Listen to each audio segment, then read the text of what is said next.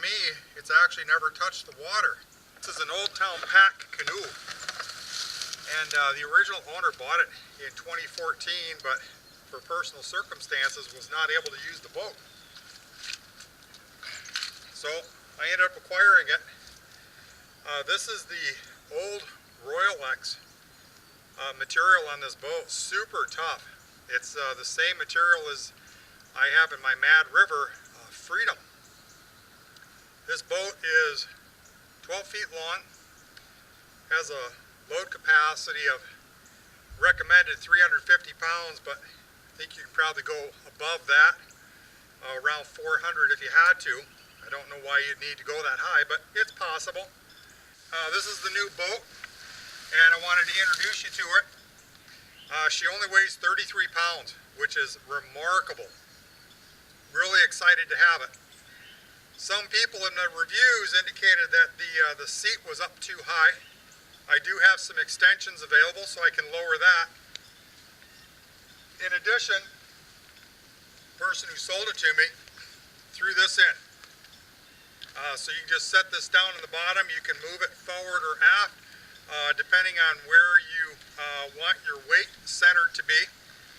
The other recommendation that I saw online from watching the couple of videos that are posted is a lot of people prefer using a kayak paddle to the canoe paddle. Based on the width of the boat, this is very doable. This is a very long kayak paddle. It's 230 centimeters. Hey, this is Dave. So I'm getting ready to maiden voyage this new canoe. It is an Old Town Pack boat. It's just a smidge over 12 feet long, 32.5 inches wide, and about 11 inches deep. So I need to make the first modification to the boat. So I picked this up about 2 weeks ago. I've been waiting for a day off and reasonable weather. It's cloudy and rainy right now, but where I'm going is about 65 miles to the west of here. Still going to be cloudy, but shouldn't be raining. About 50 degrees today. So a decent day. But the first thing I need to do on this boat is it does not come with a yoke. So I wanted to make a yoke. And so I've got a pool noodle. It's one of the wider and thicker ones. And I measured it to be 1 inch wider. So about 34.25, 34.5 inches across the widest part of the boat. And this is the center of the boat as far as the weight distribution. And then you can see I put a line through it. To protect the pool noodle, I took a couple of tops from a soda bottle and I cut those off, and all I'm going to do is press those in and actually screw them in place, and that is going to protect the pool noodle from the actual rope itself so it doesn't rip out. I'll run the line under the boat, I'll strap it to itself, make sure it's nice and tight, and that'll become the yoke for the boat. First modification. Next modification is going to be the seat. It's back too far for my liking, just based on the look of the boat and the center of the boat being forward. So I have a portable seat, and it will sit about 1.5 inches off of the deck of the boat. So I've applied a couple of pool noodles to the bottom of that also, and that is going to be my seat modification. That'll bring me about 3 inches off the bottom. If the boat gets some slop and water in it, I'm going to be protected from that also. So we're going to give that a shot and see if that's too high or if I need to lower it or what exactly I need to do. So 2 modifications already on the boat, and she hasn't even touched the water yet. We'll pick you up when we're actually at the water's edge. Well, I need to portage my boat to the water's edge. So I've got a 30-pound pack on. I'm not actually going to camp today, but this is everything I would need for a minimalist camping in cooler weather. So today it's 45 degrees. The low temperature is set to be 30. So that's what I packed for. So let's go ahead and test out how portaging this boat is going to be.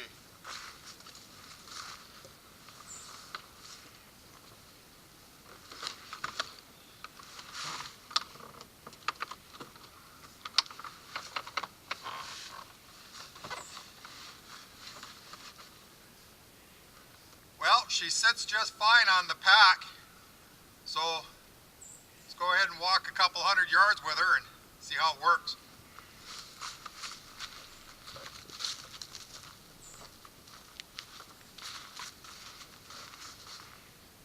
Feels pretty good.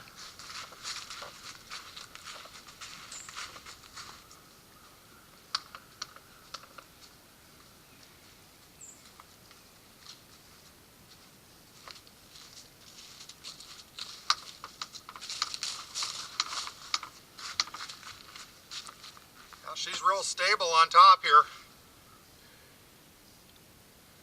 So that makeshift yoke sure is working good. Holds the boat up. I got plenty of head clearance. Again, the boat only weighs 33 pounds. Real easy to maneuver.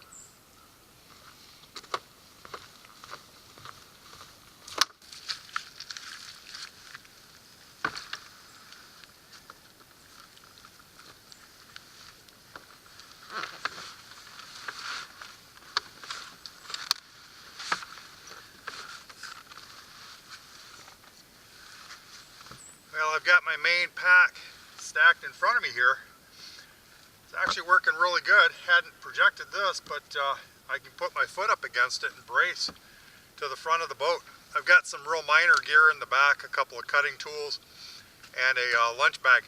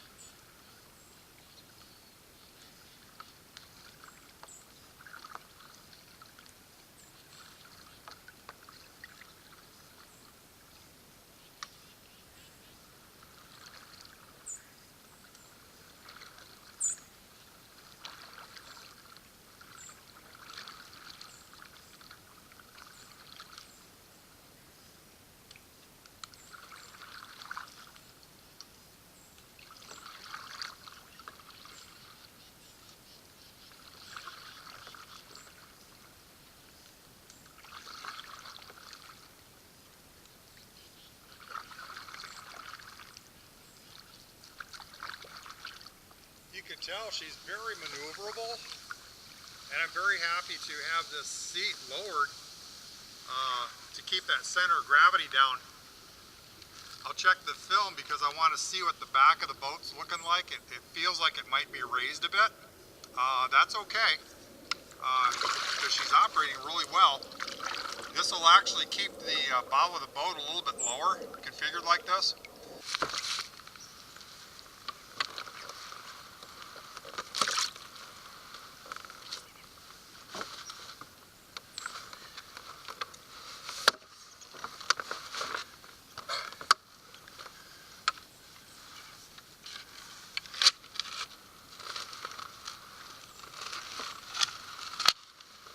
Well, I'm going to do this again.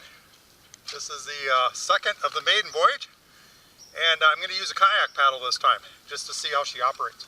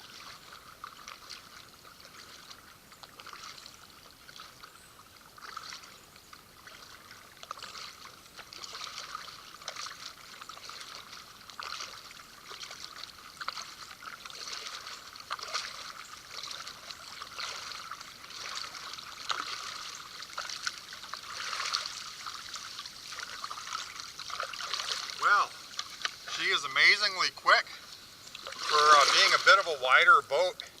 I've got kayak that are 22 inches wide and one that's 19 and a half inches wide, and of course they are quicker, but this one performs really very similar to a kayak. So I gotta say it's exceeding all of my expectations.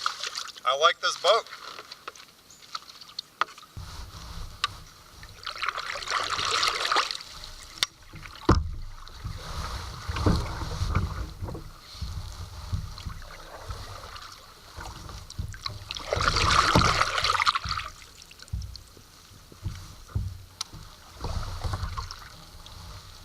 Well, this is our maiden voyage across the actual body of water here.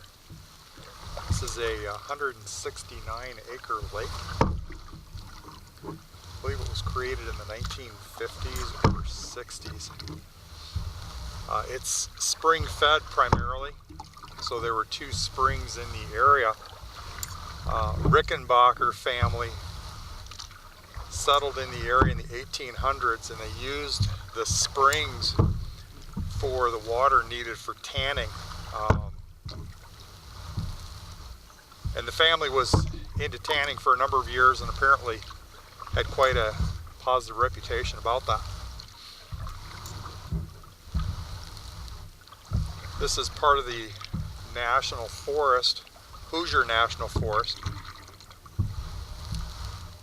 And so the end of the lake, which is in front of us, was dammed earth, and then it's got a spillway, just a gravity feed spillway.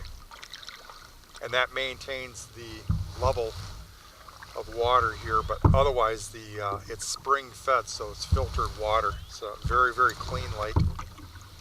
Motorboats are not allowed, only trolling motors. And then anything that's a paddle craft, canoe or kayak. There are bald eagle that live in the area. There's at least 1 or 2 golden eagles. And there is a family of beaver. Their dam is to the far right. Very entertaining when you see them on the water.